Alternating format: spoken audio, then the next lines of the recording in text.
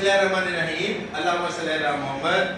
Today our topic is the solution of the numerical 2.2.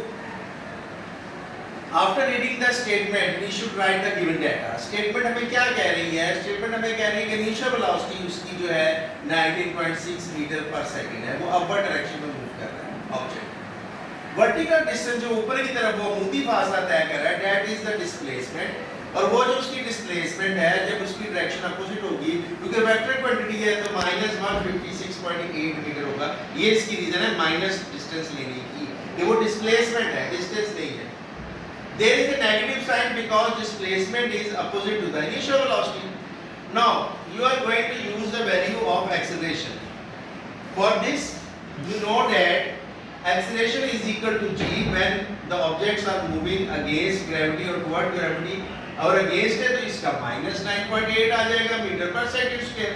We have to find out what is required in the numerical. We have to find out the time taken by the object. You are familiar with the second equation of motion.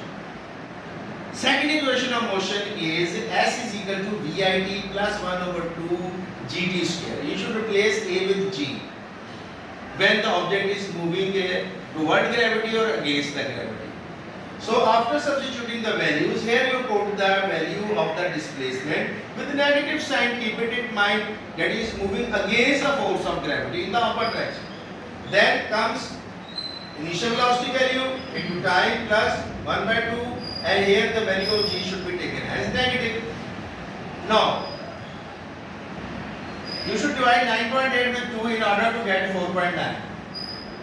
Now move the terms which are on the right hand side to the left hand side. वो terms सारी यहाँ से मिलना है, उनके sign सारे change हो जाएंगे पॉजिटिव नेगेटिव में और नेगेटिव पॉजिटिव में। So you will get in final form 4.9 t square minus 19.60 minus 156.8. This is 156.8. अब इसके अंदर से आप कॉमन ले सकते हैं। 4.9 को कॉमन अगर ले तो अंदर जितनी चीजें इस पे डिवाइड हो जाएंगी। डिवाइड होंगे उनको ब्रैकेट में उस आंसर को लिखिए। पहला डिवाइड होके 1t स्क्वायर, दूसरा डिवाइड होके 4t, और ये वाला डिवाइड होके 156.8 बिकम हो गया -32।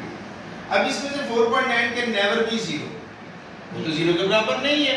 इसका मतलब वो मल्टीप्लाई इससे हो रहा था, तो ये रकम 0, जैसे अलजेब्रा में कहते हैं कि 4x अगर 0 के बराबर है तो कौन सी चीज 0 है? 4 तो 0 नहीं हो सकता। इसका मतलब x की वैल्यू तो 0 हो सकती है, वो वेरिएबल है।